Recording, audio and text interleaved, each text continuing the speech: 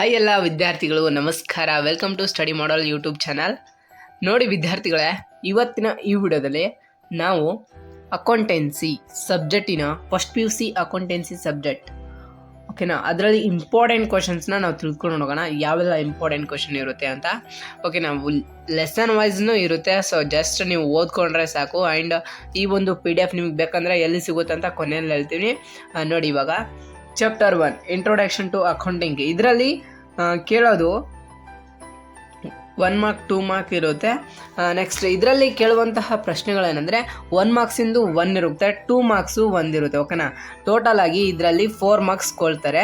4 marks ನೀವು ಯಾವ್ಯಾವ ಓದ್ಕೋಬೇಕಂದ್ರೆ ಇಲ್ಲಿ ಸ್ಕ್ರೀನ್ ಮೇಲೆ ಕಾಣ್ತಿರುವಂತಹ ಕ್ವಶನ್ಸ್ನ ನೀವು ಓದ್ಕೊಂಡ್ರೆ ಸಾಕು. ಓಕೆನಾ, ಡಿಫೈನ್ ಅಕೌಂಟಿಂಗು ಮತ್ತು MCQ, ಇದು ಫಿಲ್ ಇನ್ ದ ಬ್ಲ್ಯಾಂಕ್ಸ್, ಇದು ಮತ್ತು ಅದೇ ಹೇಳಿದ್ನಲ್ಲ ನಾನು, MCQ ಮತ್ತು 1 ಮಾರ್ಕ್ಸ್ ಅಂದರೆ ಅದೇ fill in the blanks, truth or falls.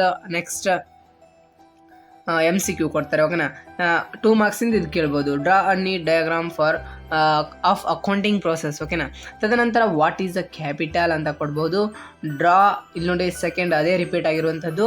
Accounting measure a business transaction in terms of dash units ಅಂತ ಇದೆ, ಮಾನಿಟರಿ ಯೂನಿಟ್ಸ್. ಓಕೆನಾ, ಸೊ ನೆಕ್ಸ್ಟ್ ಡಿಫೈನ್ ಅಕೌಂಟಿಂಗ್ ಮತ್ತೆ ರಿಪೀಟ್ ಆಗಿದೆ. ಓಕೆನಾ, ಇಷ್ಟು ಕ್ವಶನ್ಸ್ನ ನೀವು ಫಸ್ಟ್ ಲೆಸನಿಂದ ಓದ್ಕೊಂಡ್ರೆ ಸಾಕು. ಓಕೆನಾ, ಫಸ್ಟ್ ಲೆಸನಿಂದ ಇಷ್ಟು ಕ್ವಶನ್ಸ್ನ ಓದ್ಕೊಂಡ್ರೆ ಸಾಕು. ಆ್ಯಂಡ್ ನಿಮ್ಮ ಟೆಕ್ಸ್ಟ್ ಬುಕ್ ಹಿಂದೆ ಏನಿರುತ್ತಲ್ವ ಅದನ್ನು ಸ್ವಲ್ಪ ರೆಫರ್ ಮಾಡಿ. ಓಕೆನಾ, ಜಾಸ್ತಿ ಇವು ಕೇಳಿರೋದ್ರಿಂದ ರಿಪೀಟೆಡ್ ಕ್ವಶನ್ ಆಗಿರುತ್ತೆ. ಓಕೆನಾ, ಇದರಲ್ಲಿ ನೋಡಿ 4 ಮಾರ್ಕ್ಸ್ ಕೊಡ್ತಾರೆ. ಟೋಟಲ್ ಆಗಿ 4 ಮಾರ್ಕ್ಸ್ ಕೊಡ್ತಾರೆ. 2 ಮಾರ್ಕ್ಸ್ ಒಂದಾಗಿರುತ್ತೆ, MCQ ಮತ್ತು 1 ಮಾರ್ಕ್ಸ್ 2 ಆಗಿರುತ್ತೆ. ಓಕೆನಾ, MCQ ಒಂದಾಗಿರುತ್ತೆ, 1 ಮಾರ್ಕ್ಸ್ ಒಂದಾಗಿರುತ್ತೆ.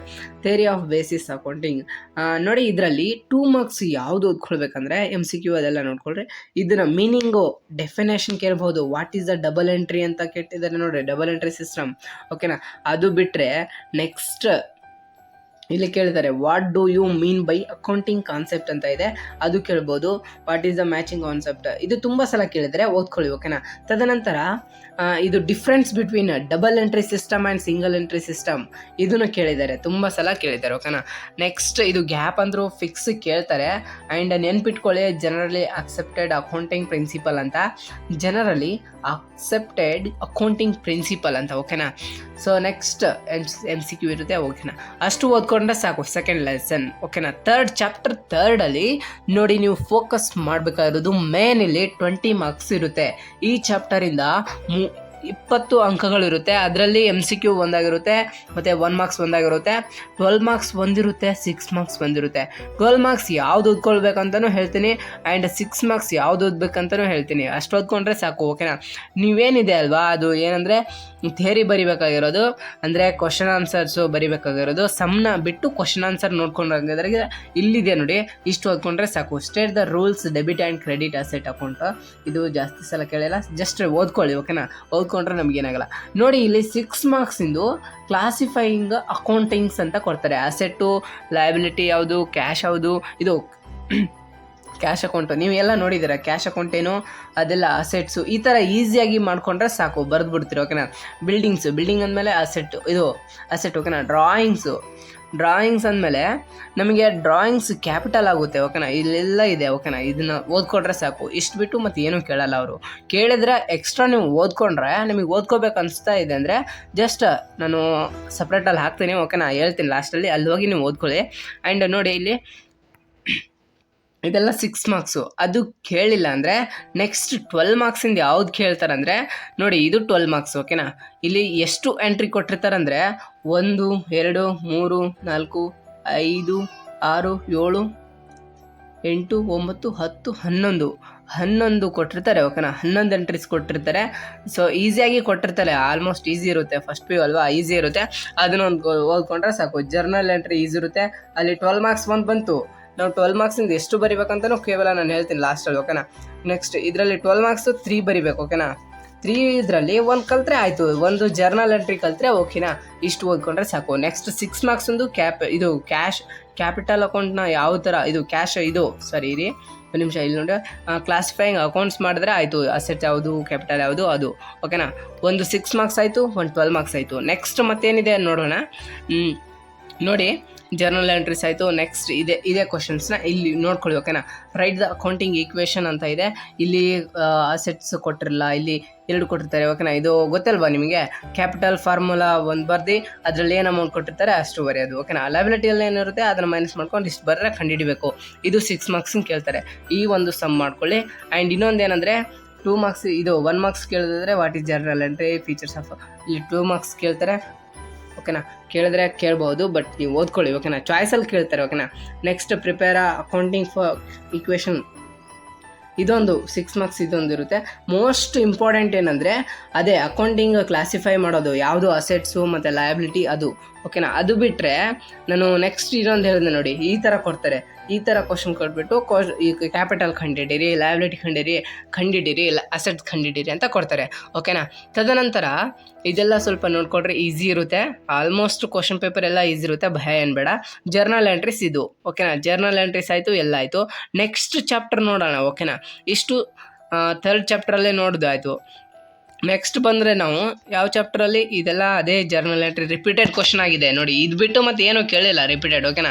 ಇಷ್ಟು ರಿಪೀಟೆಡ್. ನಿಮಗೆ ಬೇಕಾದರೆ ಇದು ನಾನು ಲಾಸ್ಟಲ್ಲಿ ಎಲ್ಲಿ ಸಿಗುತ್ತಂತ ಈ ಕ್ವಶನ್ ಪೇಪರ್ಸ್ ಎಲ್ಲ ಹೇಳ್ತೀನಿ, ನೀವು ಹೋಗಿ ಜಸ್ಟ್ ಕಲೆಕ್ಟ್ ಮಾಡ್ಕೊಳ್ರಿ. ಆ್ಯಂಡ್ ಪ್ರಿಂಟ್ಔಟ್ ತೊಗೊಳ್ಳೋಂಗಿದ್ರೆ ತೊಗೊಳ್ಳಿ, ಇಲ್ಲಾಂದರೆ ಹಾಗೆ ಪ್ರಾಕ್ಟೀಸ್ ಮಾಡಿ, ಓಕೆನಾ. ಕ್ವಶನ್ ಇರುತ್ತೆ, ಅದನ್ನು ಕ್ವಶನ್ನ ಫಸ್ಟ್ ನೀವು ತೊಗೊಂಡು ಪ್ರಾಕ್ಟೀಸ್ ಮಾಡಿ. ಆ್ಯಂಡ್ ಲಾಸ್ಟಲ್ಲಿ ಆನ್ಸರ್ ಬರೆದು ಕರೆಕ್ಟ್ ಇದೆನೋ ಇಲ್ವಾ ಅಂತ ಪ್ರಾಕ್ಟೀಸ್ ಮಾಡ್ಬೋದು. ಆ ರೀತಿಯಲ್ಲಿ ಪ್ರಾಕ್ಟೀಸ್ ಮಾಡಿ, ಈಸಿ ಆಗುತ್ತೆ, ಓಕೆನಾ. ನೆಕ್ಸ್ಟ್ ನೋಡೋಣ ಯಾವ ಚಾಪ್ಟರ್ ಇದೆ ಅಂತ. 4th ಚಾಪ್ಟರ್ ಬಂದು 4th ಚಾಪ್ಟರ್ ನೋಡಿ, ಒಂದು ನಿಮಿಷ. ರೆಕಾರ್ಡಿಂಗ್ ಆಫ್ ಟ್ರಾನ್ಸಾಕ್ಷನ್ 2 ಅಂತ ಇದೆ, ಓಕೆನಾ. ಇದರಲ್ಲಿ 12 ಮಾರ್ಕ್ಸ್. ಒಂದು ನಿಮಿಷ ಇರಿ, ಸ್ಕ್ರೀನು ತೆಗೆದುಬಿಡ್ತೀನಿ ಫಸ್ಟ್. ನೋಡಿ, ಇಲ್ಲಿ ರೆಕಾರ್ಡಿಂಗ್ ಆಫ್ ಟ್ರಾನ್ಸಾಕ್ಷನ್ 2 ಅಂತ ಇದೆ. ಅದು 1 ಟ್ರಾನ್ಸಾಕ್ಷನ್, ಇಲ್ಲಿ 2 ಟ್ರಾನ್ಸಾಕ್ಷನ್. ಇಲ್ಲಿ MCQ ಒಂದಿರುತ್ತೆ ಮತ್ತು 1 ಮಾರ್ಕ್ಸ್ 1 ಇರುತ್ತೆ. ಟೋಟಲ್ ಆಗಿ ಇಲ್ಲಿ 1 ಮಾರ್ಕ್ಸಿಂದು 3 ಇರುತ್ತೆ, 12 ಮಾರ್ಕ್ಸ್ 2 ಇರ್ತವೆ. ಇಲ್ಲೇ 2 ಕಲ್ತ್ಬಿಟ್ರೆ ನೀವು, ಅಲ್ಲಿ ಒಂದು ಜರ್ನಲ್ ಎಂಟ್ರಿ ಆಯಿತು.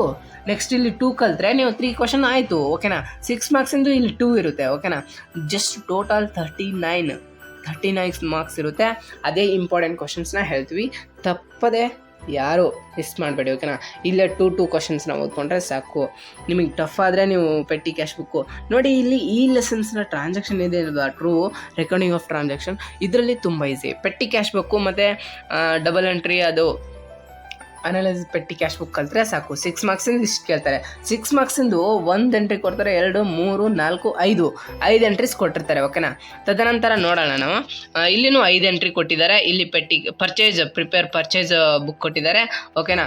ನೆಕ್ಸ್ಟ್ ಪೆಟ್ಟಿ ಕ್ಯಾಶ್ ಬುಕ್ ಕೊಟ್ಟಿದ್ದಾರೆ. ತದನಂತರ ಸೇಲ್ಸ್ ಬುಕ್ ಕೊಟ್ಟಿದ್ದಾರೆ. ಅದೇ ಇರುತ್ತಲ್ವ, sales book, purchase return book, sales return book, ಮತ್ತು ಪೆಟ್ಟಿ ಕ್ಯಾಶ್ ಬುಕ್. ಅಷ್ಟು ಬಿಟ್ಟು ಮತ್ತೆ ಏನು ಕೇಳಲ್ಲ, ಓಕೆನಾ. 6 ಮಾರ್ಕ್ಸು ಮತ್ತು 12 ಮಾರ್ಕ್ಸು ಅಷ್ಟು ಓದ್ಕೊಂಡ್ರೆ ಸಾಕು ನೀವು, ಓಕೆನಾ. ಇನ್ನೊಂದೇನೆಂದರೆ, ನೀವು ಇನ್ನು ನಮ್ಮ ಚಾನಲ್ಗೆ ಯಾರೆಲ್ಲ ಸಬ್ಸ್ಕ್ರೈಬ್ ಆಗಿಲ್ಲ, ಇವಾಗಲೇ ಸಬ್ಸ್ಕ್ರೈಬ್ ಮಾಡಿ. ಆ್ಯಂಡ್ ಸೆಕೆಂಡ್ PUಗೂ ಹೆಲ್ಪ್ ಆಗುತ್ತೆ ಅಂತ ಹೇಳ್ಬೋದು. ಈಗ ನಾವು ಸೆಕೆಂಡ್ PUCದು ಪ್ರಿಪೇರ್ ಮಾಡ್ತಿದ್ವಿ. ಯಾರೆಲ್ಲ ನಿಮ್ಮ ಫ್ರೆಂಡ್ಸ್ ಇದ್ದಾರೆ ಅವ್ರಿಗೂ ಹೇಳಿ, ಓಕೆನಾ. ಅಂದರೆ ಸೆಂಡ್ ಮಾಡಿ. ಆ್ಯಂಡ್ ಈ ನೋಡಿ, ಇಲ್ಲಿ ಪೆಟ್ಟಿ ಕ್ಯಾಶ್ ಬುಕ್ ತುಂಬ ಸಲ ರಿಪೀಟ್ ಆಗಿದೆ.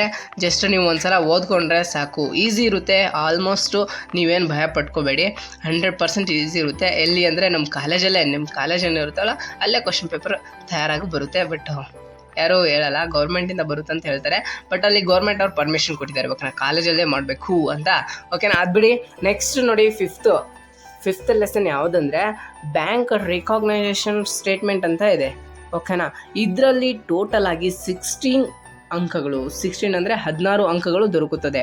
ಇದರಲ್ಲಿ MCQ ಒಂದಾಗುತ್ತೆ, ಮತ್ತು 1 ಮಾರ್ಕ್ ಒಂದಿರುತ್ತೆ, 2 ಮಾರ್ಕ್ಸ್ ಬಂದಿರುತ್ತೆ, 12 ಮಾರ್ಕ್ಸ್ ಬಂದಿರುತ್ತೆ. 12 ಮಾರ್ಕ್ಸ್ ಎಷ್ಟು, ಅಲ್ಲೇ 2 ಮತ್ತು ಅಲ್ಲೊಂದು ಆಯಿತು, ಇಲ್ಲೊಂದು 4 ಕೊಟ್ಟಿದ್ದಾರೆ, ಓಕೆನಾ. ಈಸಿ ಇರುತ್ತೆ. ಇಲ್ಲಿ 2 ಮಾರ್ಕ್ಸ್ ನೋಡಿ, ಈ ಒಂದು ಲೆಸನಿಂದ ಪರ್ಫೆಕ್ಟಾಗಿ 2 ಮಾರ್ಕ್ಸ್ ಓದ್ಕೊಂಡ್ರೆ ಈಸಿಯಾಗಿ ಸಿಗುತ್ತೆ, ಓಕೆನಾ. ಇಷ್ಟು ಎಲ್ಲ ಓದ್ಕೊಳ್ರಿ. And all the best. ಎಲ್ಲರೂ ಚೆನ್ನಾಗಿ ಮಾಡ್ತೀರಂತ ನಂಬಿಕೆ ಇದೆ.